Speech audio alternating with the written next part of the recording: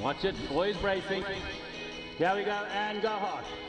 And go hard. Very good.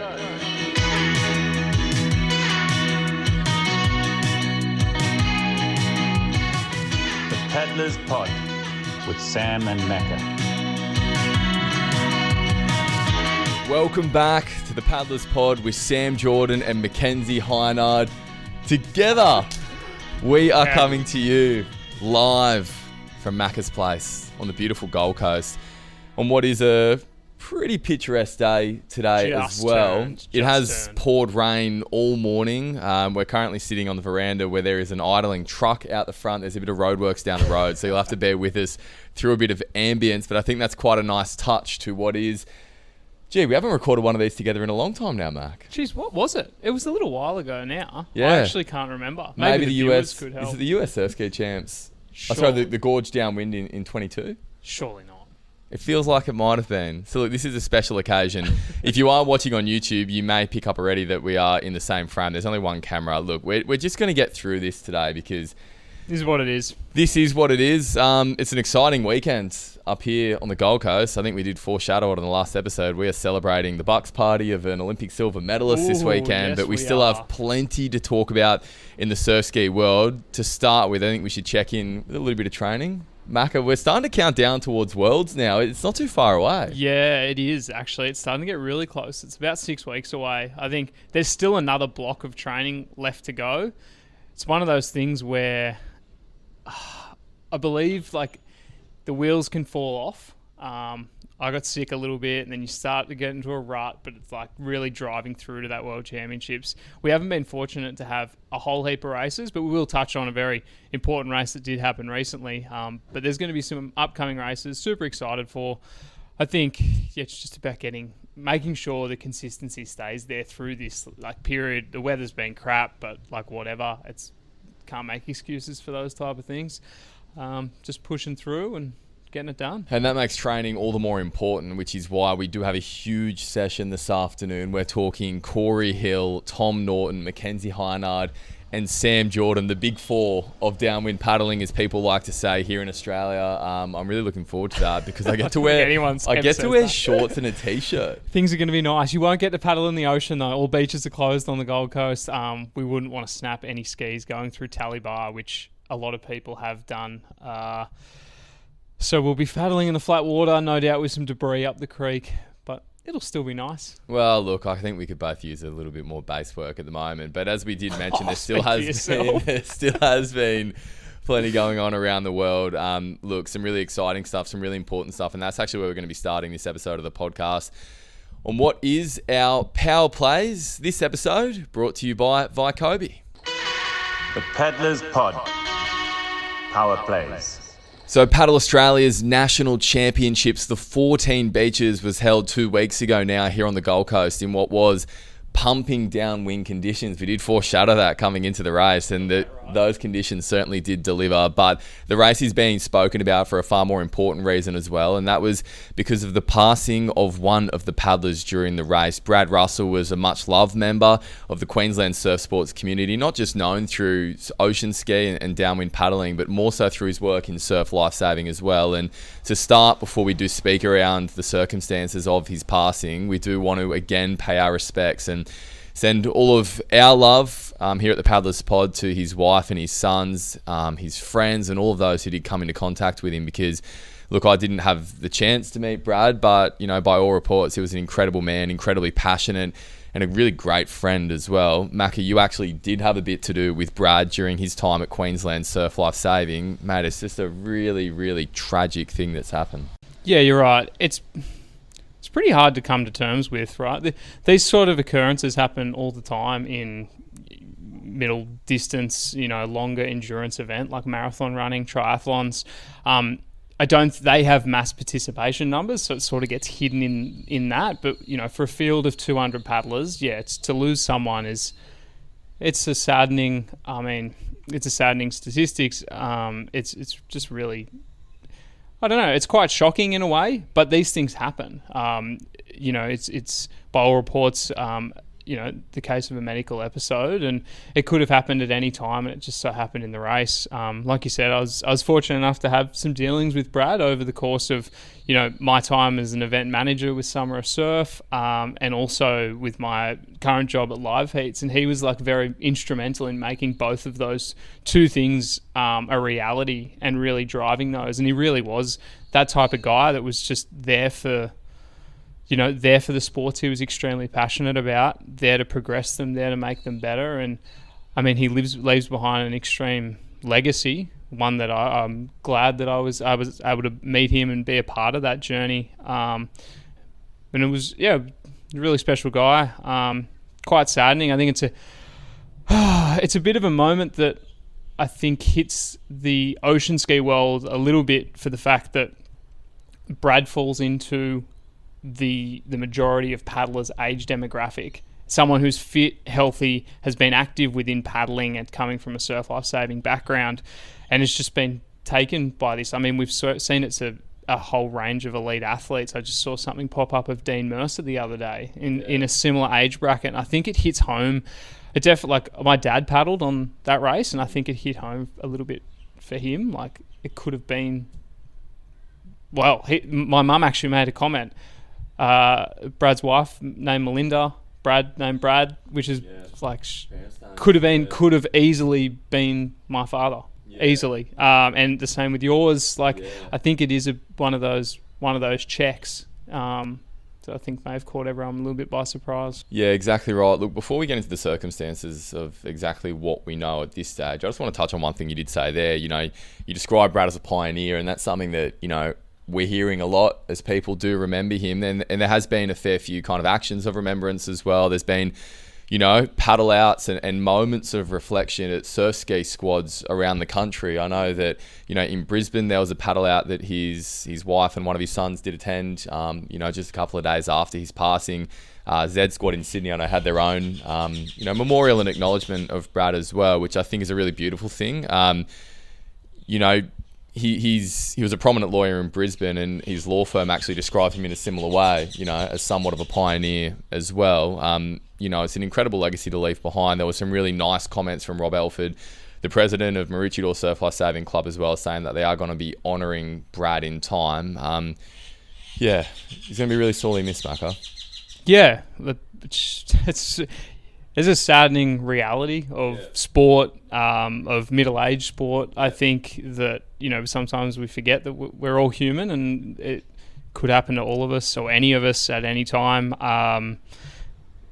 It is just it's a saddening way to start this podcast, but I think it's a very important way to start this podcast, to remember Brad and the legacy he's going to leave behind. An important conversation is a good way of putting it. So what we do know is that at the conclusion of the race, where competitors race from Snapper Rocks on the southern end of the Gold Coast, I guess, to Surfers Paradise, in that southerly wind, Brad was found off his ski and unconscious in the break zone at the finish line. That the finish line was at Kurrawa Surf Club at Surfers Paradise. There was a bit of a wave on. People were picking and choosing their moments to come in, and some of the skis were washed maybe 50 metres to 100 metres further north of that, and that is where the lifeguards spotted Brad.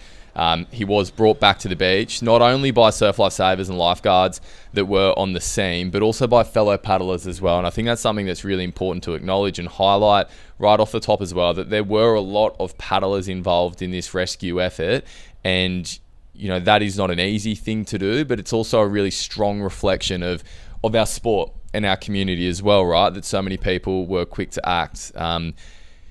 Every effort was made on the beach, and he was receiving the best of care, but unfortunately Brad couldn't be brought back. It was a really, really tragic unfolding. Of course, I wasn't there, Macca. You were in the vicinity at the time.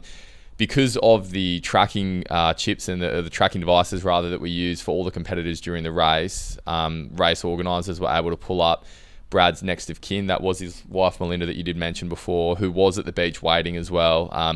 And she, they got onto Melinda. She wanted to go down as well, and she was kind of there for that too. Look, it's a really, really tough thing for a paddling community to go through, and also from a race perspective as well, because it was an Australian Championships, and Paddle Australia hasn't really had many of these before, but the right decision was made to not hold the presentation. Macca, just on that as well, what was the atmosphere when word did get out that someone, you know, was in serious trouble and ultimately passed away? Yeah, it's a very it's a surreal experience. I don't know if surreal is the right word. It's a strange. It is. It's a strange experience. I actually had a similar experience over in Hong Kong one year where there was people missing, but they still did go ahead with the presentation as the people were unaccounted for, and that was quite strange and weird. So I am glad that we didn't have the presentation. I think that was by far the correct decision. I didn't hear about this until a long time after. Yeah. Right? I don't think it fully got around to everyone. Everyone was waiting in the precinct, in the park to have the presentation, and they just, I mean, word whispers spread throughout, and I think it gets put into perspective at that point. Like, I mean, we'll touch on the racing and what happened shortly, but it wasn't my best race, but by far that didn't mean anything at all. By 30 minutes after my race, it's just a race. It's just a result next to your name, and there's far bigger things. So it was definitely strange and weird, because it is, I believe this is probably like the first race in Australia that this has happened at. Yeah, look, whether or not there has been, at a smaller event scale over the past few years, it's certainly most prominent. Word got around really quickly in the paddling community. There was some pretty disappointing stuff that was actually getting said online, which is never easy. Look, I say disappointing, but like it's a tough thing to discuss and to know when the right time to discuss is. And look, I think that's probably where we want to spend a little bit of time today, is kind of moving that conversation forward. Couple of things I want to quickly note before we do that. One is that Paddle Queensland and Paddle Australia are offering assistance and counselling to any of the paddlers there that do wish to engage in that. And I would certainly say that anyone that is on the fence and thinking that they just want to have a chat to someone about it, please do. You can see those details on our website in the article that we posted, but I know that Paddle Australia, Paddle Queensland have those details out there. There was also an email that was sent out to competitors 2 days after the race as well, to kind of further outline that too. The preliminary reports at the time and the results that have come back since indicate that it was a heart attack that Brad did suffer. And of course, then when you add the ocean, when you add a bit of surf as well, that makes that quite difficult. But heart attacks are something that we've spoken about a fair bit on our podcast, aren't they? We had Guy Leach on in what was a really memorable conversation a couple of years ago. Leachy with those numbers, that was something like 20%, 25% of his training squad, when they went and had heart checks after one of their own did pass away in a session, were found to have some kind of heart defects that almost meant, in a way, that doctors, I guess, described it. Look, it's hard to find the right words, but doctors kind of described it as a ticking kind of, time until something did happen. The first thing that I did when I found out about the death at the race and Brad's passing was that I rang my dad and said, "Did you ever get that heart check?" And the answer was no. But like, it's something that, if this doesn't put it in the spotlight again, what will? Because this was a fit man, in his late 40s, who had spent a lot of time around the ocean, and unfortunately, and by the way, this isn't speaking to any previous medical issues or anything like that, but we all have this idea in our heads that someone who suffers a heart attack is probably unfit, could be out of shape, but it's not. It doesn't work like that. Not at all. I think, these are the ones that hit. I mean, this needs to hit home, right, for a lot of our paddling community, and I think that would be the one takeaway, and maybe something Brad could leave as even more of a legacy, is like his unfortunate circumstances and his untimely death may actually prevent someone else from passing away in a paddling race, whatever they may be doing.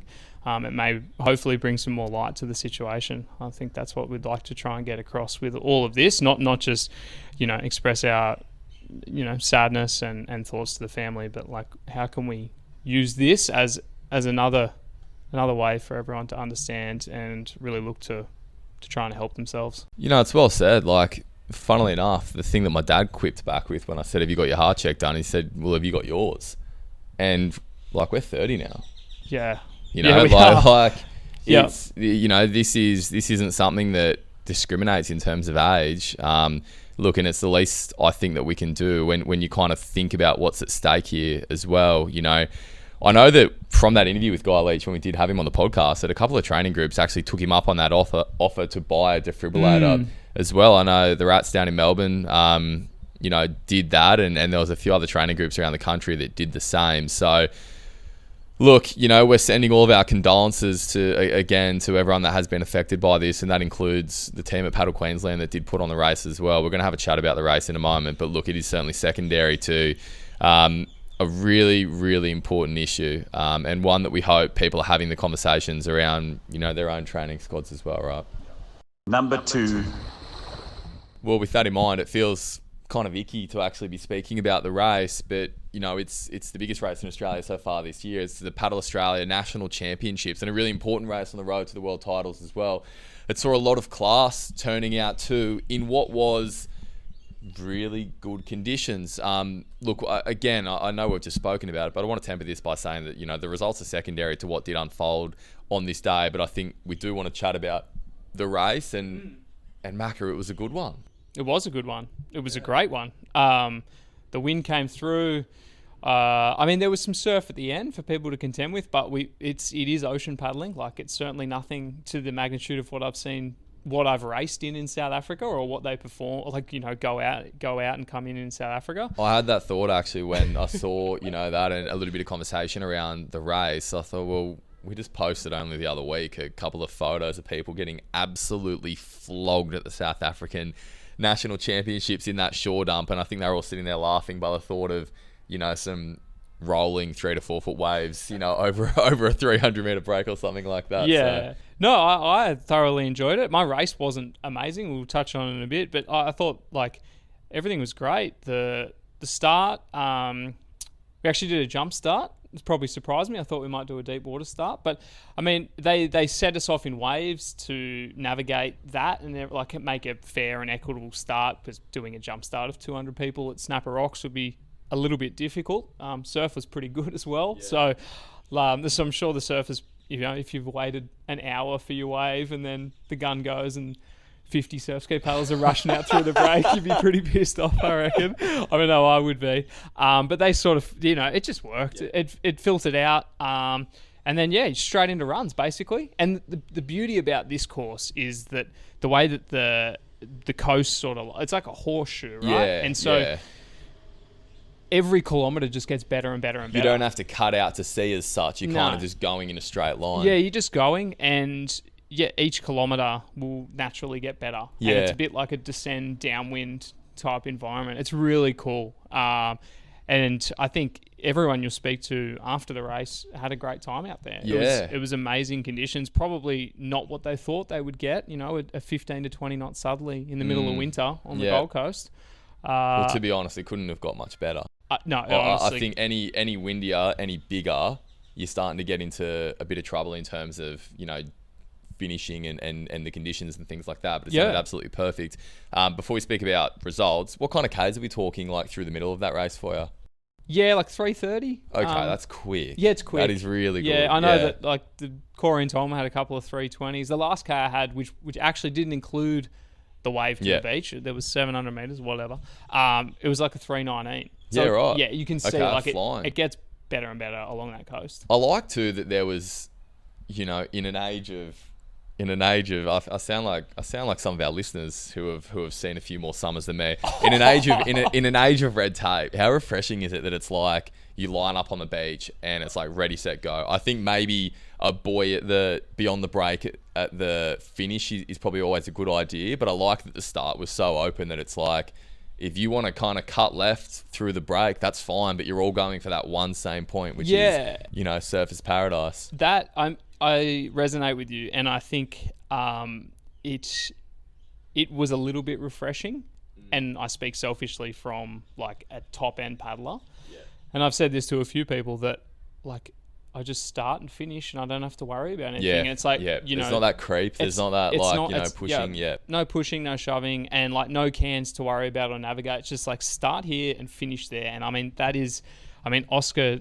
I know Oscar would just be big smile ear to ear. I mean, maybe not the He'd jump ate that. start. He'd ate that run finish. Yeah, let me tell you that much. run finish and the jump start may not be great, but like, you know, the idea of just out there paddling in the ocean. I mean, that's what our sport represents, and I think they got that right. Yeah. For an Australian titles that is catered. I mean, it is catered towards the upper end of paddlers. Yeah. It's still a really good turnout. It's under 200 paddlers there, which I thought was a really good reflection of the event too. And funnily enough, they did actually get a few people roll in on the day. The Paddlers Pod said we could do the race. That was well received. Yeah. God, I love but it. you know what? They got to do the race anyway. We Yep. got some more people in. That's what it's all about. At the front of the race, we speak about that run finish. It wasn't exactly needed in the end. Small margins, but clear margins. It was Corey Hill who came in first by about 30 seconds ahead of Tom Norton. I think you might have been 45 seconds further back, maybe a minute further back from Tom. Yeah. In third place. Corey's race, Macca, what did you see and what did you like about it? Didn't see much of it. Well, I mean, yeah, I've done that course. Jeez, since I've moved, I mean, Corey's done it the most, but Yeah. I've done that paddle quite some time, and like I know where to go, and I don't know if it just the thought that we came in 2 kilometres shorter of where we normally came in at Northcliffe Surf Club or have done on all these runs threw me out a little bit, but I mean, I thought I was on the right line. Yeah. Turns out I was on a pretty shallow line. I should have known that. I mean, I did know that when I looked out and saw Tom Norton outside. It's so simple. And I I just went, don't understand how you didn't get that. If Tom Norton's outside of you, you are too far inside. And I even said to someone, "Oh, Tom will be on the inside." And when I looked out, I think that threw me. I was like, "Oh," but I felt strong, right, the whole time. But yeah, I mean, Corey was out on the outside line, didn't see him. Tom said he didn't really see him. And Yeah, right. Corey said he was just catching runs the whole way. And it's so funny because he would have paddled further, but it's just the way that, I mean, you're cutting out and then you're getting the best of the runs because you're a little bit further out. And Yeah. I think, you know, the way that I said that before, the coastline, it's sort of horseshoes and tucks in. Like the faster you can get out, every 500 meters, the wind gets better and better and better. Yeah. But then there is that pivotal moment of like, have you gone too far? What's it going to be like trying to come back in? Yeah. But yeah, we've all been doing some training sessions together and doing some miles. I don't know. It was probably the first race in a while that I think we've all lined up. Well, I was gonna make this point as well that, like, you know, we've seen the three of you guys race a lot together over the last couple of years, and regardless of, you know, what order you finished in, lately it has been Corey on top. Tom, you know, he's so consistent in coming second as a garbage truck just starts to go past us. So look, just bear with us. I don't know how this is going to sound on the microphones, but if it sounds shit, I'm really sorry. But you know, I'm not. I apologise. Corey's so consistently winning races that I think it's quite easy to look past the magnitude of what he's actually doing. Tom Norton is one of the most consistent paddlers in the world that we have seen. Like, he's so reliably on every single time. And Macca, you've won junior world titles and you've medalled on the Opens at the World Championships. Like, this isn't the top three of a local race. This is as competitive as it gets. And for Corey to continually be doing it, like, you know, when Corey had his first kid, there was that thought, okay, now he's going to start to slow up because you can't keep racing like that. Then we said it about his second and his third and his business taking off. And, like, he just keeps doing it. Yeah, he'll just keep doing it. I don't think it'll ever stop until he makes it stop, Yeah. right? Yeah. I think that's probably the It's starting takeaway. to get to that point, isn't it? Yeah. I think part of me thinks that Corey might have been surprised because I know that he hasn't been doing all that much since Molokai, and August 1 was like the start of his training. But I mean, you can't discredit him and discount what he can achieve, like even off the back of nothing. Do you know what I mean? And so he deserved that result, and he certainly paddled an amazing race to get it. Yeah, a broader question before we speak about the women's race. Like, you train a lot with Corey and Tom as well. How are you guys? Okay, well, now the garbage truck's It's just reversing. How are you guys Doesn't want me to answer traveling this question. as Good on you. a group on the path to Worlds? How are you feeling about where you're at? Because you've had races before where you've thought we're all off the pace, but you've had races before where you've gone, no, we're actually traveling pretty well. We haven't done too many downwinds, right? And I think that's normally what... Geez, this garbage truck does not want me to answer this question. Should we wait? No, Should we we're keep going to going? push We on. can just We're keep going to push going. on. All We're gonna right. push on. Look, It adds to the atmosphere. yeah, it does, doesn't it? Yeah. I think we normally base ourselves off doing like kilometers downwind, right? And consistent downwind kilometer. We don't get like perfect downwind conditions here, right? We're not setting like sub 3 minute Ks all the time and like sitting on runs. You know, you've paddled here. Anyone's more than welcome to come, but it's always like a little bit over the place. I actually don't think it's one, like it wouldn't be in the top 10 places to paddle downwind in the world. Like, Yeah. no way. Yeah. The Gold Coast. Yeah. Sydney would be even worse with all the backwash. Heaps worse. And so we haven't done so many. So it's hard to know like where we're at in that sense. But I think like everyone's paddling pretty well. Like I've done probably more than I ever have. Put in a lot of miles since I got back from overseas. Yeah. I think we're in a pretty good place. I don't believe Tom is coming to the World Championships. No. Corey's going to be there. Yep. And, you know, looking at what is on offer at the World Titles, I don't necessarily think it's going to be a pure downwind race. Like there's definitely going to be components of, you know, maybe paddling some side on, downwind stretches, and then there's obviously a flat bit at the end. Yeah. So you've got to be well versed in all of those. And there's two different courses. There's one that's a 20k dramatically course, different, and one that's 27 or 29. Dramatically that's a big different difference. You know, you're on the water for an extra 45 minutes. Yeah. You got to be ready for anything. Yeah, it makes a world of difference. I think too, like it's going to be very interesting the fact that, you know, last year with the World Championships being when they were, where they were, we knew her everyone was paddling. Like we had seen, you know, the entire race week before then. This year has a bit of the unknowns. Obviously, a lot of South Africans involved in the Canoe Marathon World Championships, you know, a week and a half earlier too. So, look, you know, they're certainly going to be fit. Mate, we can't wait to see it. The women's race at the Paddle Australia Championships was an interesting one too, because it was a new name in the world of ocean ski that we saw on top, but one that is really well known to Australian surf sports spectators, supporters, being Tiani Massey. Of course, Brianna has raced ocean skis for a long time, but it was really great to see Tiani get out there and race. Yeah, for sure. I must say I was a little bit surprised to see her at the start line. Yeah. Because, you know, I mean, actually I don't say this with... I think there's a lot of surf club participants that don't turn up to race in these races, and I don't know why. Like, I don't know why either. It's so a bizarre many attitude around, and they're all training for the gold. Like this would be the perfect way to do that: is race that, jump off, do the rest of your session. Mate, you could do the race back. Yeah, exactly. you probably need to. Yeah. So I commend her for doing that and Yeah. turning up and really showing face. Not just showing face, you know, putting together an amazing race and getting on that top step. Yeah. That's what I would add. Second and third, Matt? Second and third, Phoebe Woodhouse in second, and then Roe from Ireland. From Ireland, who's been overtraining here with Jeremy Cotter. She's probably been the staple of the training squad at 5 a.m. on the Currumbin Creek. Everyone else has been pretty slack. Training in Ireland, you wouldn't be able to believe it. Yeah. Even on those rainy days like this morning that you're staying in bed. I did actually, you know, shout outs to Roisin as well, you know, and we just call her Ro.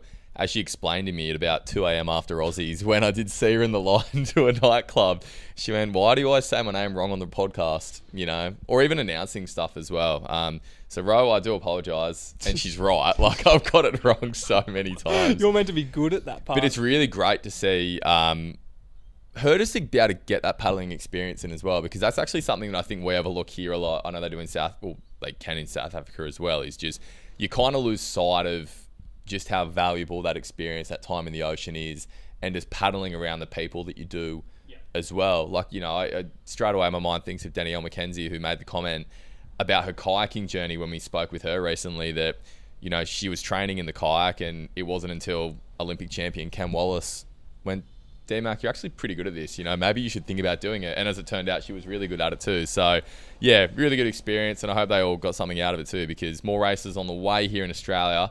It's only the start. We can't wait to see them. The Australian Ocean Racing Series starts next week with the Chucky in Sydney. Yeah, it snuck up quickly. The series has started with a couple of races in Adelaide so far. I know Maguire Reid has been... He must be on top. He must be on top. He's ready to go. So, yeah, really excited to see that get underway. The Chucky, of course, just from what we were speaking about earlier with Brad's passing, the Chucky a really important race as well. So, yeah, it all begins, and it's going to be an incredible summer too. I know Dean and the Ocean Paddler team have put in so much work towards that. So Can't wait to see that get underway. But believe it or not, Macca, our number one power play. Oh, who would have thought? We're not even staying in the sport. Mate, this is going to get dedicated to a whole different podcast. Number 1. Well, it might potentially be a long bow to draw, but the Olympic Games are at a close. And on top of the medal tally, in my eyes, surf ski paddling. What a showing from our paddlers that lined up in the canoe sprint program. It was an incredible few days of racing. It was a fast few days of racing as well, particularly that first day. It was a hooking downwind. It was. Everything Jonas said on the last episode did come to fruition. And you know what? We actually got a bit to show for it as well. We had Australia's K4 claiming silver by the barest of margins, 0.004 behind Germany, who did take the gold medal. And the boys setting an Olympic best time in the semi-final as well. Gee, they would have been wishing it was a run finish. Imagine Riley getting out of the K4 and running against who was in the front of it. Easy money. Oh, I can't even remember. Jakob Schoff in the front of that K4 maybe. But I think Riz would have dusted him up the beach. Easy money. Super, super impressive. Actually, you know what? Let's start with them. What an incredible journey it's been for that crew. Yeah. For what is 3 surf ski paddlers and a South African to get there. Pierre has done. I have seen him at clubby races representing Mermaid. So when I met Pierre for the first time, you know, obviously I've known of him. You know, Pierre's a fair bit younger than us. He was kind of looking at me funny at the Shannon Eckstein last year when I was hosting that dinner, and he said to me, he goes, "Hey, I think I know you from somewhere." And I thought he was going to say, I thought he might have said work or something like that. And he said, "Yeah, were you the guy that sat on my wash in the semi-final of the Open Ski last year at Aussies, then boosted past me at the end?" And I was like, "Yeah, you know what? I actually am." Are you that soon-to-be Olympic silver medalist? Mate, it was dead flat as well, but I gave him an important lesson that day in that you only need to be first across the line in clubbies. That is for sure. very true. Yeah, really, really proud is the word that I feel actually to see, you know, what those boys have done. It's been incredible. It was really cool to see. I remember they've gone back. Like this is the first time it's been contested. This K4. Second time. Second yeah, time. good. Not Thanks. bad. That's yeah. good. You got a 1 in 2 chance, I guess. But keep going. Rattle it off. I think, like, you know what I mean? It's a big difference going down to 500 meters. God, for yeah. sure. Like, different energy systems, the whole thing, different race strategies. I think, you know, the boys probably put together that perfect race in the semi-final. Yeah. And I think I could see it on, maybe I'm speaking out of school, but I could definitely see it on like Riley's face, the sense of relief that 3 Olympic campaigns has amounted to a medal. Yeah. I know him personally. I could see it on his face, right? Yeah. And you could also see the frustration on the other guys' faces. First time so close. Yeah. Knowing like there's 4 years between this and the next one. Like what can happen? Is this the opportunity that I've missed? Do you know, it goes both ways, right? You hear a lot in professional sport, particularly in like football codes, that players that win a premiership, you know, Jonathan Thurston is the one that springs to mind for me, an NRL player here in Australia. He was in a grand final team at, you know, 20 odd. And, you know, you have that idea where you think, oh, sweet, it's easy. Yeah. I'm going to do this for the rest of my life. Whereas in reality, it's not the case. No. I think both thoughts were had at the finish line, like Riz being aware that they were close, but, you know, he's been in really good boats before that haven't medalled. Fourth. You know, to have something to show for it. And, mate, to be honest, like, look, I think the boys will look back and think maybe that they didn't execute their start in the same way they would want to have. But you know what? About every I think they probably did. But what you can't look past is that it's one of the best German teams the sport's ever seen. Yeah. Like it's a remarkable, remarkable team. And the fact that the boys absolutely gave it to them, and for me, came back at them at the end. When I thought the race was over, they found something again. And I think that's that determination that Riley spoke about on the last episode as well. So good. There was a couple of moments that caught my eye after the race. One of my colleagues who was there, a news presenter, you know, trying his hand at sport at the Olympic Games, not a bad place to start. And interviewed them and said, said that, you know, this is Australia's first ever medal in the K4. It was 12 years ago we won gold in the K4 actually in London. But Riley was quick to say that he just hopes that their performance can inspire, people who do want to give it a crack. And mate, I think it will, because in the same way that when, Murray Stewart, Jacob Clear, David Smith and Tate Smith won gold in London in that K4 1000, that's what has inspired these guys to go and do it. And, they are a bunch of surf paddlers. Yeah. Again, that question was asked. I love this. And again, this was good. I love it. Work, if you're listening, Listen. you did an amazing job. You did an amazing job covering the Olympics. But I did love this moment because, rightfully a great question to ask the guys was, you've come from a surf life-saving background. What does it mean to you to have that community behind you? And on the last episode, we asked Riley, what does it mean to have that training and that work behind you? And the interviewer, I'm not going to name names, the interviewer who was doing the interview, perfect question to ask, and he's looked across the line. He's gone, all right, there's three. They were just going back and forth like this. Yeah, that's just right. So going along the line, and there's three really tan guys, and there's one guy who is very South African. Pierre has a really strong accent, and he asked that question to Pierre, and Pierre said, well, look, I've actually answered it beautifully. Actually, I've never been in a surf club, however, and then went on to give a beautiful answer. All four guys, we're so proud of you. Such a great result, and one of a number of really impressive results as well.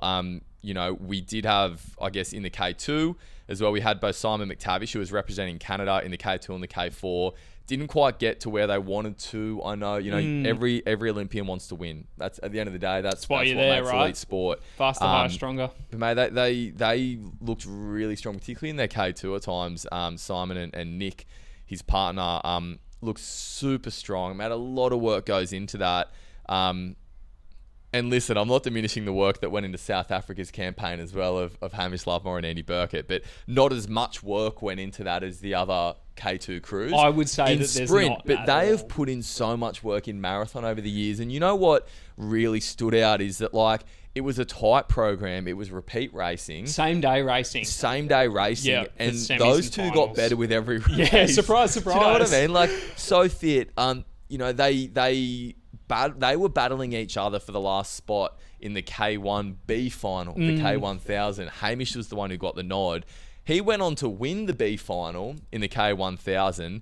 I didn't check this, but my housemate told me that if he was in the A final, his time would have got him fourth. That's remarkable. That's wild. It's remarkable. Yeah. And don't get me wrong, like, their technique looked really good. It's not as traditional a sprint technique as you would see, but it was just motor, and it was wheels, and it was grit, and wasn't it? It was wasn't heart. the stroke rate hilarious? Just rating. It was through the so roof. good. And what I loved about it was that, like, sprint paddlers, mate, they are some of the biggest blokes you'll see in your life. Serbia's K4 and their K2. Serbia's K2 was fucked up. Yeah. I don't know if you saw the size of those boys, but I've never seen anything like it. Like the Aussies and even Simon, who's so jacked, goes to the Dash for Cash and wins that last year at the Shore and Partners race week and is the biggest bloke on the beach. Like, looks small there. And then the camera pans across to Andy and Hamish. Wiry. Wiry is a good way of putting it. Well, Riz goes, I'm small. So Yeah. if Riley's a small comparison, then yeah, they're pretty Mate, tiny in the kayak world. It was wheels that got them home. Yeah. How good was it to see those guys racing? Oh, I just love it. It does raise an interesting point though, because these guys have such an aerobic base. Yeah. At Yeah. a high threshold, right? Yeah. And I mean, you could sort of see it in most performances. The semi-final wasn't, and I mean, it is weather and condition dependent, but the semi-final times were not as quick as the final times. Yeah. And they happen to be like 90 minutes apart. Yeah, exactly and you right. wonder, like, have these crews been training? I mean, they would have thought about this, but like, they've sort of been training for that one race, right? Well, that's right. I think too, like, to be egocentric and put our sport at the center of the world, like, that is what surfski paddling is. It is 1,000, if not more, repeat efforts in a race. You sprint to get on a run, you sit on a run. You sprint to get on a run. Like, The it best is that fartlek over training, and over and over. yeah, you would ever experience is downwind paddling. It's 100 hard to replicate in any other fashion. 100%. And then it was the favourite of the paddlers pod and the people as well, Jonas Ecker and his partner Aaron Small representing America. Jonas didn't have the K1000 that he would have liked. He was the under-23 world champion we spoke about that with him, but unfortunately didn't put together the race that he wanted to at the Olympics. However, it was completely offset by their result in the K2, making the K2 500 final. A final. The first time in 24 years the United States has had a pair in that final. Really cool to see. He follows in some really esteemed steps. Of course, Greg Barton, who has won an Olympics in the K2. 2 gold, 2 bronze, I believe, and makes epic skis. That's a way bigger contribution anyway. So, to see them get that result, like, I'm not American, but I felt patriotic seeing it because, we all know that America as a sporting nation is the greatest ever in Olympic history, but I feel like we haven't even touched the surface when it comes to paddling. So, like, I just felt really proud to see those guys get such a result, on the biggest stage for their country. Yeah, I think like the boys in the K4 had said, like, giving passion or maybe a platform for the next generation to come through and be inspired. Like, there's kids sitting at home watching their American counterparts for the first, like, they would never have seen that. Yeah. Parents would never have seen that. Like, they might not remember when Greg Barton was Olympic champion. And so, like, that whole generation coming through now has something to look forward to. And, Jonas came out of Bellingham. That's exactly right, which is the surfski central. Yeah, so, Macca of the USA. Yeah, congratulations, gentlemen. Really impressive. So stoked. Look, I'm sure there could potentially be some more surf ski boats we could draw. I'm sure some of the female paddlers have sat in a surf ski before. Lisa would have sat in a surf ski, right? Yeah. She spent a bit of time here on the Gold Coast. Yeah, I tell you what, did you see that surf club photo of all the athletes from Surf Club in Australia? Ripper. Yeah, you know what? Well, we're not a surf club podcast. No, Let's we're keep not, shouting but about it. I mean, we did start there. Yeah, exactly So- right. We had swimmers involved. We had Bree Masters in the athletics. We had lots of people involved. There's incredible. Yeah, we so it's super impressive. We've got dogs and birds running around. I do want to. One thing before we move on from the Olympics, I do want to ask you, and I'm not sure that she's done a surf ski race, but Lisa Carrington, thoughts on? I literally just mentioned her 10 seconds ago. When? I literally said I'm sure Lisa's sat in a ski before. Oh, but- jeez, I was too worried about the dog making noises. remarkable. Well, I do want to know, like, I mean, what she was able to achieve. I mean, the boys, the German K4, K2, Yeah. won both. Nah, didn't not win like that. The way the women won that K2 pretty was impressive. extraordinary. The crazy thing is that, I know that this is going to be Lisa's last Olympics, but she's getting better. You know what I mean? Yeah. She's getting more and more dominant. Congratulations, Lisa. It's a remarkable achievement. Yeah. In fact, and sorry, not just congratulations, Lisa. Congratulations to the whole, team, the whole organisation, to New Zealand Canoeing. I know we gave them a good whack on the podcast not too long ago. Yeah, And believe it or not, we love your Feedback- performances, but you still feedback has come back to me. Feedback has come back to me through people that You need to turn it back. well, people were saying in New Zealand, well, why are they going after it? People from within the organisation, why are they going after it so hard? And You attacked look, the surf ski paddler. I stand by everything we said. I thought the whole process was unfair with Danny, but you know what? This was a remarkable result. Yeah, it's And- truly impressive. Yeah, and look, as we said before, I'm sure we can take some kind of credit as surf ski. I'm sure there's been some kind of. I'm sure Lisa, you're a member of a surf club at some point. Anyway, look, well I doubt she's researched. going to listen to us talk nonsense. Well researched as always. Yeah, in fact, you know what? On that topic, I've got one more thing to chat with you about before we do go. But after this message from our valued sponsor. Well, as we sit here on the deck here on the beautiful Gold Coast, the sun's actually come out How now. good I think is another that? garbage truck's Yes. about to come down the street as well. I can hear something coming along the way. They've gone down. They're actually going to be worse this side because they're Yeah, coming great.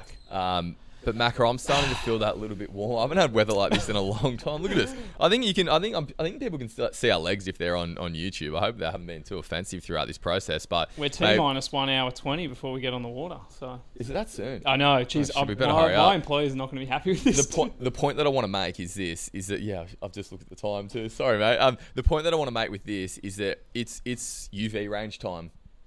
It's time to start getting warm and to start being sun safe, because this UV is going to do some damage, but not if you're wearing your Vaikobi UV range. If you are sitting somewhere north of the equator, I've got some bad news. You're going to have to start rugging up as well. Even to come up here to the Gold Coast, mate, I was rummaging through my basket right at the bottom. I was actually on the phone to a friend at the time, and they couldn't believe it. I sat there with my pants and my shirt, and blew all the dust off them, and thought I'm actually going to need this. Don't you know, worry, because I've got plenty because that's all I train in. I just forgot about the fact that, once you travel across the border, it's balmy weather in winter. it's the changing of the seasons. Now the time is to stock up, isn't it, Macca? It certainly is. I don't have anything winter related. Maybe I think I shipped that all to Dad, to be honest. Look, I know he'd be certainly putting it to use at the moment. If you are in the same boat, it is time to restock. This year, I think I did talk about it a while ago. This was the first year in about 4 or 5 years that I've actually gone and got new winter paddling range as well because, well, the Vaikobi stuff holds up so good. I didn't need to. But I tell you what, it's gotten better. Like the winter that I've had being so warm and toasty when I'm on the water, potentially at times too warm and toasty. What's the rule that if you're warm before you get on at the start of a session, you're going to get too hot? I haven't cared. I've just gone all out.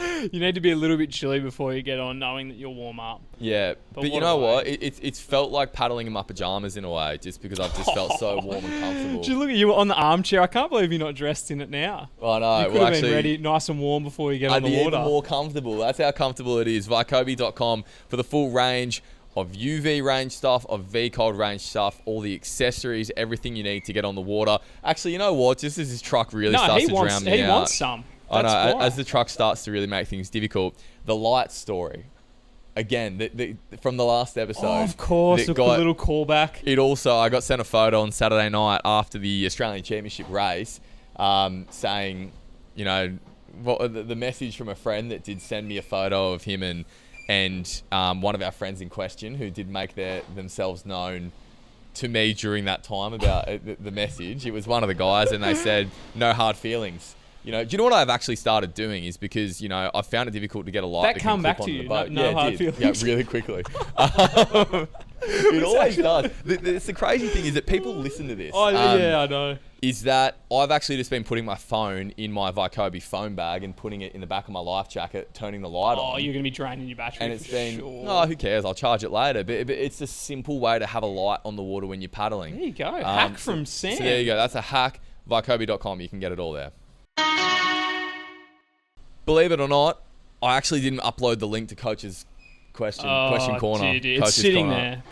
Mate, it's on live support. No one messaged us either and said, "Hey, where's the link?" Which normally is what happens. So people listen, but they just don't do it. I don't know if anyone. Look, we're going to come back to it. But what we are going to be doing is our next Talkback Radio giveaway episode on the next episode of the Paddlers Pod. We do have Vaikobi on board for a voucher again. Pat absolutely loved listening to Greg's story on the last episode, which was a cracker. So we are going to be putting the call out. Macca, you've got a story of your own. You're also going to be telling us the topic for that episode. I do have a bit of a callback. I preempted on the last episode. We didn't get time to get around to it because we were running out of time. I think this episode's going to run over anyway. We better just make this quick.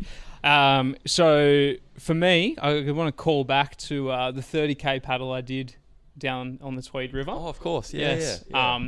It was a Sunday morning, nice and relaxing morning. It was actually a beautiful winter's day, like sun shining, nice 20-degree morning. There was hardly any wind. Tide was high. Everything was looking good. I'd liaised with Mick Hurden at Australia Paddle HQ. Great man, proud partner of the Paddler as well. He was gonna drive down with his wife, and she was going to drive the car back. All well and good. Drive down to the Tweed, where the finish was at the Tweed. We'd all jump in, pile up, go down to the start. Amazing. I went and stopped off, got a coffee, bacon egg roll, got all my snacks. It's a good start. It's all sounding pretty good. It is. Anyway, straight down there, see some guys, talk about the race. Mick's there on time. We jump in the car. All well and good. Got all my stuff. Got my speaker because I did think I might be out there on my own, so I was listening to some tunes along the way of the 30k. Okay. Yeah. Get to the start line. It's cold, right? That was the only thing it was 20 degrees here. It's probably like 8 degrees when you start to get up the creek at Wollumba. It's amazing how it drops off. Sort of an early start. It was a 8 o'clock start down there. We got there at about 7:15. I jumped out of the car, untied my boat, and went, fuck, I didn't bring my paddle. Oh. Paddle was still in the car back at Tweed. Everyone that I know is doing this race is now here. I mean, not many people bring a spare paddle to a race, to a flat water race. So I mean, the outriggers do, they strap it to their boat, but I'm not paddling 30k with one blade. No. Scotty Sharples actually had a Brasher 4, but it was taped up to the max, and I'm like, my hands are going to tear apart. Normally I'd be like, whatever, but I was like, no, I'm here to do like... Anyway, that was all after I did ring Sky, my fiance, and said, oh, remember how you wanted to sleep in? Do you reckon you could not only drive to pick up my paddle, but now I also need you to drive out to Mawillamar and back, which she did gratefully, but it wasn't for, actually her mother, Donna, which is where we're recording now, her house, she drove. Sky was the one rummaging around, getting my paddle. She got it out there about, I'd probably say 5 minutes to spare. I reckon I got on the water with 3 minutes to spare. I jumped on, paddled up to everyone. They were forming a line, turned around, 20 seconds later, gun went. So, I mean, to a T, perfection. But what I do want to know, and this isn't the first time, I mean, in full transparency, this is not the first time I've done this. I used to do this all the time when I was an Ironman. Yeah. I would forget my paddle. Yeah. All the time. It wasn't the worst. I just ended up doing board more than ski. But I want to know, what of your paddling equipment did you forget? What have you forgotten? Yeah. What have you in forgotten? crucial moments, right? Yeah. I don't want to be like, oh, you forgot my waterproof bag, and like I just grabbed someone or something. Like, where did it all go wrong, unfold, and what sort of dilemmas did you have to go through to make it right? I once had to do a race, tracksuit pants, and the t-shirt that I slept in, because I got to the race and my dad, I was like 16, kayak race, marathon too, and dad was like, get ready, and I'm like, I've forgotten my paddling clothes. Such a sinking feeling, right? Yeah. And you just, brain goes into like hyperdrive, like, how is this going to work? And you look at the clock, what sort of time frames do I have? Is it even possible? Can it happen? So I want to know where it all went wrong for you. It's super easy to do. Greg Bodish did that on the last episode of the Paddlers Pod. He won a $250 Vaikobi voucher. It is as simple as literally telling us a story.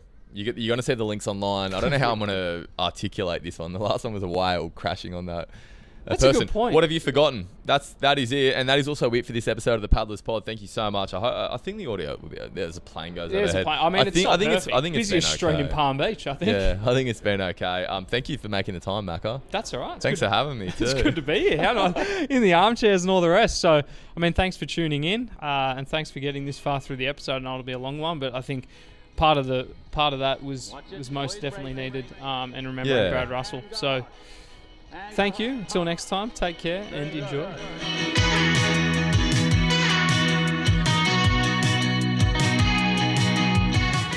The Paddlers Pod with Sam and Macca.